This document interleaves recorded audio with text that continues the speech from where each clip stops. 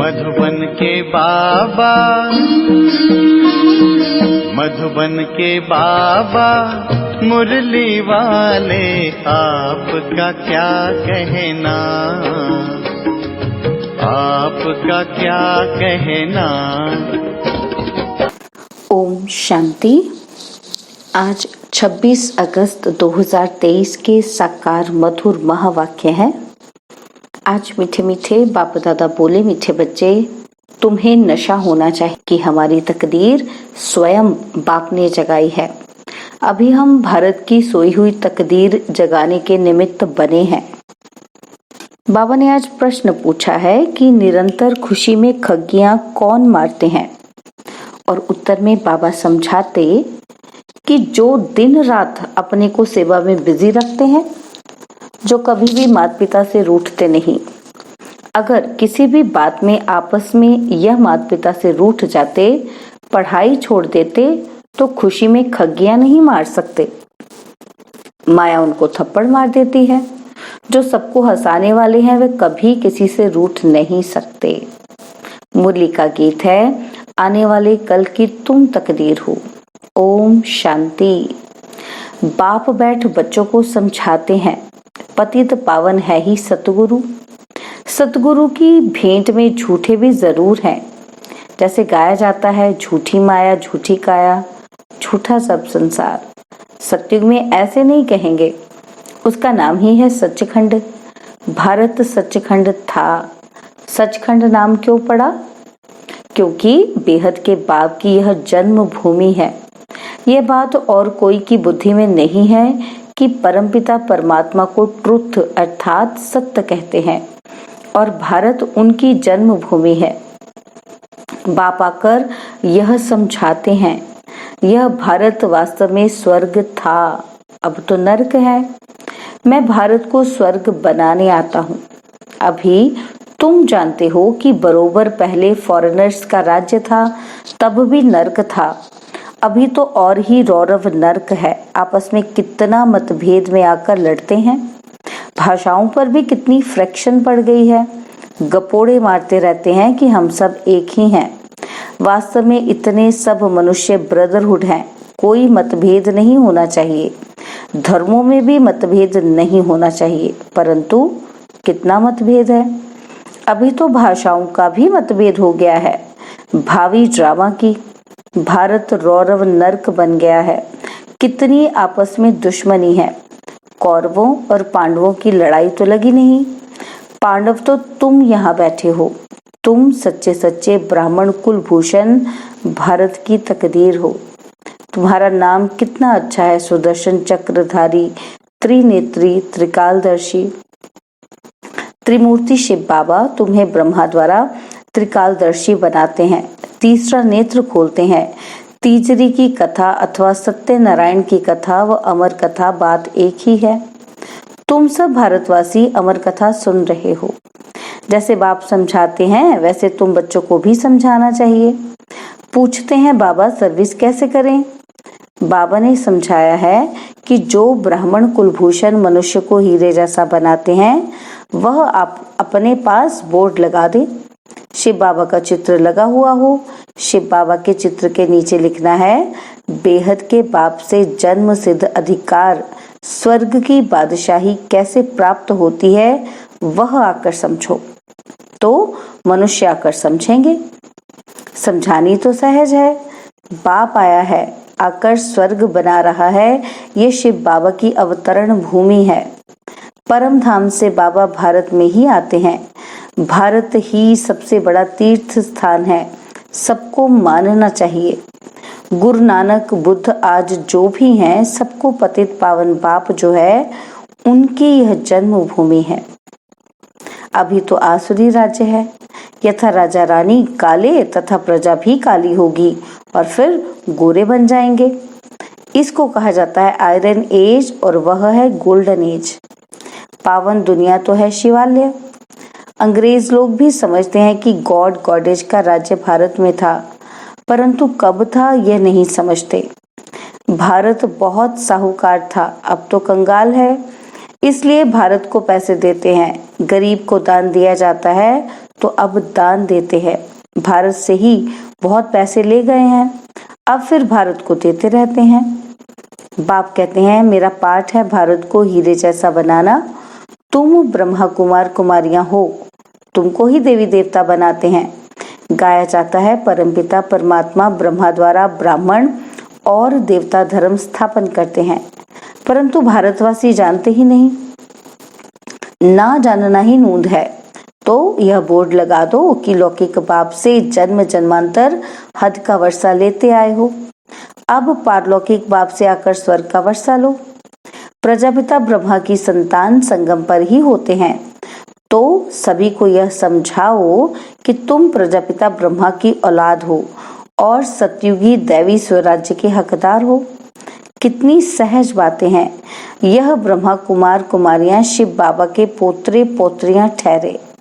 कल्प पहले भी बने थे, अभी फिर बने हो, सो देवी देवता बनने के लिए। शिव बाबा का चित्र भी साथ में हो। भारत को स्वर्ग बनाने में जो मदद करते हैं उनको इजाफा जरूर मिलता है। जो ब्राह्मण जैसी जैसी सेवा करते हैं वैसा पद लेंगे। बाप से पूरा वर्षा लेने के लिए पवित्र जरूर बनना है।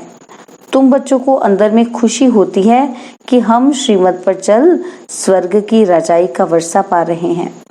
नशा तो जरूर चढ़ना चाहिए। स्वर्ग के मालिक तो सब बनेंगे, परंतु पुरुषार्थ कर अपना ऊंच मर्तबा प्राप्त करो। बाप का नाम बाला करो। गाते हैं गुरु का निंदक ठौर न पाए, परंतु उनसे पूछो कौन सी ठौर। अब तो ये सतगुरु गारंटी करते हैं कि मैं आया हूँ तुम सबको वापस ले जाने, तुमको दुखों से छुड़ाए घर वापस ले जाऊंगा। यह बाबा ही कह सकते हैं। गाया हुआ है कि मच्छरों सदृश गए विनाश होगा तो भंबोर को आग लगेगी। यह भी गाया हुआ है कि पांडवों के लाखा भवन को आग लगाई, तो लाखा भवन तो था ना, इनका नाम लखीराज था, तो बरोबर घासलेट ले आए थे जलाने के लिए। प्रैक्टिकल की बातें हैं। आग लगी नहीं, यह तो सिर्फ लिख दिया है। तो तुम बच्चों को कितना फख्र से रहना चाहिए, क्योंकि तुम भारत की तकदीर बनाने वाले हो। उन्होंने तो तकदीर को लकीर लगा दी है। अब पैसे आदि सब बाहर से आ रहे हैं। यह रिटर्न सर्विस हो रही है। विनाश सामने खड़ा है। उन्होंने तुम्हारे से बहुत लिया है, भारत को बहुत लूटा है। कितना गुप्त राज ड्रामा में नूंधा हुआ है। विलायत वाले तो अब भारत के प्रति दाता हैं। ड्रामा अनुसार यह नूंद है। कल्प पहले भी ऐसे हुआ था। बाप समझाते हैं कि कल्प कल्प हम तुम मिले हैं। कल्प कल्प श्रीमत द्वारा बाप से तुम अपना स्वराज्य पाते हो और कुछ करना नहीं है। अहिंसा परमो धर्म से श्रीमत पर तुम विश्व के मालिक बनते हो। श्री श्री गुरुओं को नहीं कहा जा सकता है, शिव बाबा को ही श्री श्री कहा जा सकता है। भगवानुवाच, यह वही समय है 5000 वर्ष पहले वाला, जब मैं सभी का उद्धार करने आया हूँ। तुम भी शिव बाबा के पोत्रे पोत्रियां, ब्रह्मा के बच्चे, ब्रह्मा कुमार कुमारी हो। बड़ी पोजीशन वालों को भी समझा सकते हो। कोई सोशल वर्कर होते हैं, उनको भी अच्छी रीति समझा सकते हो। सर्विस से ही वृद्धि होती है, हिम्मत करनी चाहिए। यह तो जानते हो कि माया भी कम नहीं है। चमाट मारकर ऐसा मुंह फेर देती है जो राम से विपरीत बुद्धि हो जाते हैं। एक खिलौना है ना, अभी राम के अभी रावण के बन पड़ते हैं। बाबा ने कहा था विराट रूप भी बनाओ, उसमें वर्ण दिखाने हैं। देवता वर्ण, फिर क्षत्रिय, वैश्य, शूद्र वर्ण में आए। शूद्र से अब फिर ब्राह्मण वर्ण में आए हो। 84 का चक्र भारत का ऐसा चलता है, तुम किसी को भी ये समझा सकते हो। इसको कहा जाता है सहज राजयोग। तुम राजयोगी राज ऋषि हो, वह हठ योग ऋषि हैं। तुम अभी श्रीमत पर चल पवित्र बनते हो। सत्युग त्रेता में है ही संपूर्ण निर्विकारी दुनिया, वहां माया होती नहीं। बच्चे जैसे पैदा होने होंगे वैसे होंगे। तुम ये प्रश्न क्यों करते हो कि बच्चे कैसे पैदा होंगे? पहले वर्षा तो ले लो। रस्म रिवाज जो होगी सो होगी, ये क्यों पूछते हो? तुमको तो निर्विकारी बनना है, फिर रस्म जो होगी वही चलेगी। श्री कृष्ण ने भी गर्भ से जन्म लिया, उनको संपूर्ण निर्विकारी कहा जाता है। वह तो गर्भ महल में बड़े आराम से बैठा था, यहाँ तो गर्भ जेल में बहुत सजाएं खाकर त्राही त्राही करते हैं। तो ऐसी ऐसी बातें समझानी है, सर्विस करनी है, मित्र संबंधी पड़ोसी आदि सबको ज्ञान देना है। बाप का परिचय देते चलो। बेहद का बाप स्वर्ग की स्थापना करने वाला है। बाप कहते हैं मुझे याद करो तो तुम्हारे विकर्म विनाश हो जाएंगे। प्रतिज्ञा करो कि बाबा मैं आपका मददगार बन पवित्रता का वर्षा जरूर लूंगा। पुरुषार्थ पर सारा मदार है। Follow mother father. पूछना क्या है? एम ऑब्जेक्ट है ही राजयोग, राजाई के लिए योग। प्रजा का योग नहीं है, राजा बनेंगे तो प्रजा जरूर चाहिए। भारत में सदैव राजा रानी का राज्य चला आया है, अभी तो 9 राजा रानी। बाप फिर से राजा रानी का राज्य स्थापन कर रहे हैं। इसको कहा जाता है प्रवृत्ति मार्ग। पतित पावन बाप बैठ समझाते हैं, पतित पावन जरूर कहना पड़े। पतित पावन बाप हमको राजयोग सिखलाते हैं। तो सत बाप भी हो गया, सत शिक्षक और सतगुरु भी हो गया। पतित पावन है फर्स्ट। गुरु की महिमा बहुत भारी है। जिसके भी घर में कलह होती है तो कहा जाता है कलह कलेश से पानी के मटके भी सूख जाते हैं और फिर विघ्न डालने वालों पर दोष पड़ जाता है। ड्रामा अनुसार उनकी बुद्धि का ताला बंद हो जाता है, कुछ भी बोल नहीं सकेंगे। अगर जाकर निंदा करेंगे तो गला घुट जाता है। सतगुरु का निंदक ठौर न पाए। यह तो सत्य बाप, सत्य शिक्षक, सतगुरु है। बाप कहते हैं अगर मेरी निंदा कराएंगे तो ऊंच पद पा नहीं सकेंगे। विनाश की रिहर्सल भी होती रहेगी तो मनुष्य कुछ जागेंगे। तुम भल जगाते हो लेकिन वह घोर नींद में बिल्कुल सोए पड़े हैं। शास्त्रों में तो गलाने की बातें लिख दी हैं। सत्य का नाम गुम कर दिया है। खुशी में तो अंदर में खगियां मारनी चाहिए। माता पिता से मत रूठना, तूफान आएंगे, परंतु कभी भी बाप को फारकती नहीं देनी है। माता पिता से कभी मुंह नहीं मोड़ना। माया बड़ी कड़ी है। तुम बच्चों को कभी भी रूठना नहीं चाहिए। तुम सबको हंसाते रहो। बाप द्वारा बड़ी लॉटरी मिली है तो सदैव हर्षित रहना चाहिए। कोई को भी दुख नहीं देना है। दुख देंगे तो दुखी होकर मरेंगे। मुख से हमेशा रत्न ही निकालने चाहिए, पत्थर नहीं। पत्थर निकलेंगे तो पत्थर बुद्धि बन जाएंगे। अभी तो कोई संपूर्ण बने नहीं है, संपूर्ण बनने का पुरुषार्थ करना चाहिए। अच्छा, मीठे मीठे सिखिलते बच्चों प्रति माता पिता बाप दादा का याद प्यार और गुड मॉर्निंग। रूहानी बाप की रूहानी बच्चों को नमस्ते।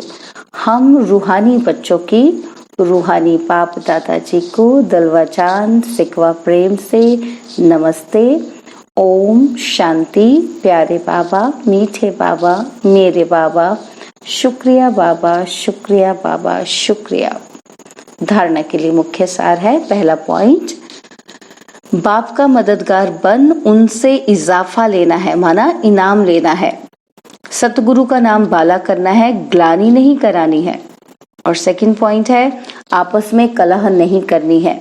मुख से सदैव रत्न निकालने हैं, पत्थर नहीं। सबको हंसाना है, रूठना नहीं है। बाबा ने वरदान दिया, निर्विघ्न स्थिति द्वारा वायुमंडल को पावरफुल बनाने वाले मास्टर सर्वशक्तिमान भव। निर्विघ्न स्थिति द्वारा वायुमंडल को पावरफुल बनाने वाले मास्टर सर्वशक्तिमान भव। आपकी सेवा है पहले स्व को निर्विघ्न बनाना, फिर औरों को निर्विघ्न बनाना। अगर स्वयं ही विघ्नों के वश होते रहेंगे तो अंत में निर्विघ्न नहीं रह सकेंगे। इसलिए बहुत काल की निर्विघ्न स्थिति बनाओ। कमजोर आत्माओं को भी बाप द्वारा प्राप्त हुई शक्ति दे शक्तिशाली बनाओ। मास्टर सर्वशक्तिमान हूँ, इस स्थिति का अनुभव करो, तब वायुमंडल पावरफुल बनेगा। स्लोगन है, जो रॉयल बाप के रॉयल बच्चे हैं उनकी हर चलन से रॉयल्टी दिखाई देती है। जो रॉयल बाप के रॉयल बच्चे हैं उनकी हर चलन से रॉयल्टी दिखाई देती है। ओम शांति। और अब यह एक बहुत अच्छी वीडियो भी जरूर देखें।